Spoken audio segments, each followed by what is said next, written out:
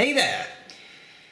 I was contacted a short while ago by Calvin about what I think is a very interesting pen. And this is not that pen, but Calvin works for a company and he sent me another pen by the same company, Mininch. And this is the 22 Studio 7 pen. Now, how many times have you been walking down the street and you thought to yourself, I wish I just had a pen made of concrete? I know I have. Many times.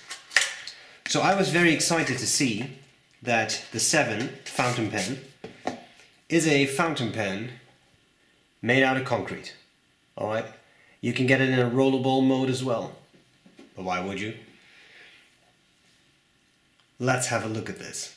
Now, for the record, Calvin said you're not expected to review this or anything, but I thought it would be fun because I'll be honest, I have never seen a pen made out of concrete. So, I'm going to cover the parts of the pen, I will do a writing sample, then I'll tell you what I like about it, what I don't like about it. But first of all, a very kind thank you to Calvin and the people at Mininch, right, who have sent me the pen. Now let's get started.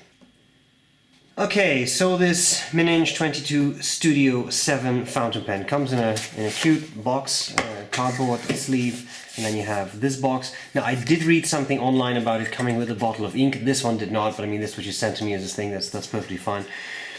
It is interesting. It comes with a little bit of filling instructions. It also tells you that the pen will get a little darker with use, so that's kind of nice. Now, let's have a look at this pen here. Okay, let me zoom in a little bit for you. Let me first put that right next to a Lamy Safari. You can see it is a similar size, a little wider though. A little wider, but about a similar length. Okay, this pen is called the 7, and that is done to commemorate the rhythm of time, 7 days in a week, for example, right? And the fun thing that I had initially not even noticed, but that I understood later when I was reading up on the pen, is that it's actually 7-sided, which is interesting. A heptagon, I don't think is particularly common in the world of pens. You often see octagons, right? 8-sided pens, occasionally dodecagons, so that's a 12-sided pen, but a 7-sided pen I don't recall having seen before, so that's kind of nice. Now, the fun thing, of course, it's made of cement, right? Concrete writing, it says, made of concrete, and that has some interesting properties, which I'll come back to. Has a Schmidt number 6 nib, so that's kind of fun. Fine and medium nibs available, and that's kind of it. So let's look at the parts of this pen. On top you have this cap, which I think was supposed to be a stainless steel. It's nice. It's smooth. It's nice to the touch. And then you have this barrel, right, which comes with the imprint concrete writing 7 and 22 Studio. And yes, it's concrete. It feels like concrete. It has an interesting texture to it. Relatively warm to the touch, which is kind of interesting, and it will patina, and I'm sure that that will appeal to some people. I will come back to that. So I have to admit, it's interesting.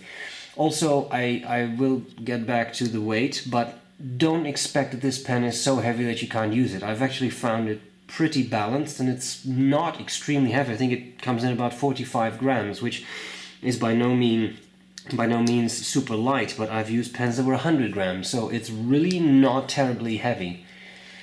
The cap unscrews, has a nice rubber O-ring here to keep that cap in place, which I like because this does not uncap accidentally. I've not had that happen, which is really rather nice. And then we have the section with a Schmidt, in this case medium nib. It is number 6, which is very cool because I was expecting a number 5 nib. It is number 6, which I really like. Nice bigger nib. Plastic feed has the section which I'm pretty sure is the same material as the cap.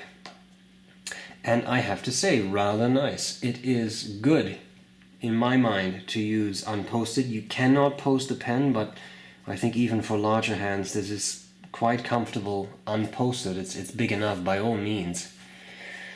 Pen is supplied with a Schmidt converter.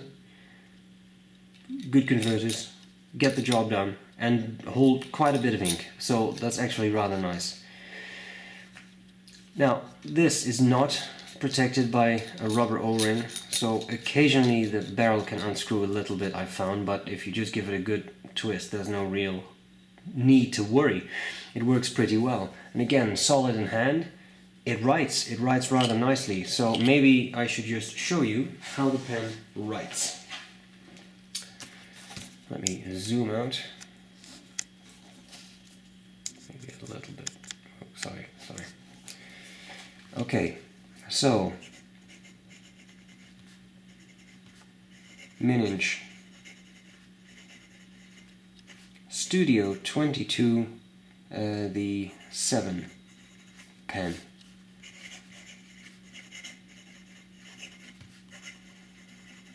Oh, and I forget half of it, of course. Medium nib, and this is Monteverde.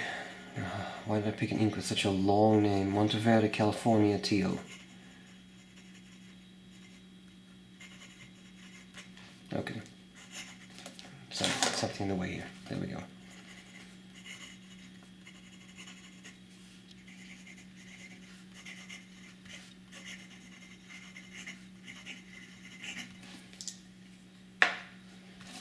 Bit of fast writing.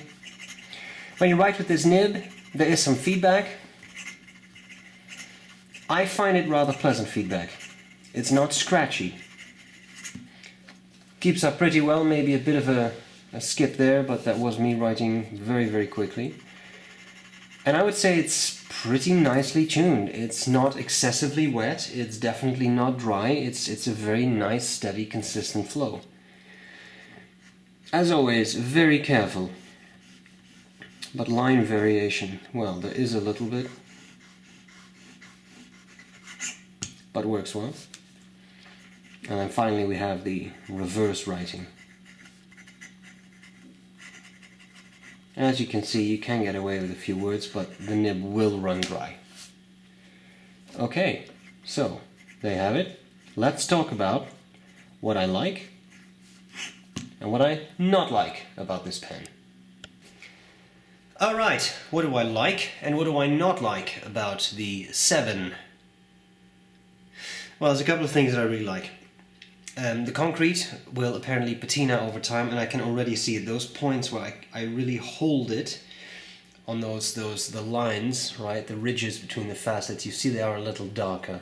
So I think that's very cool. I think it adds a lot of character to a pen when it develops a patina. That's a nice thing about silver pens, for example.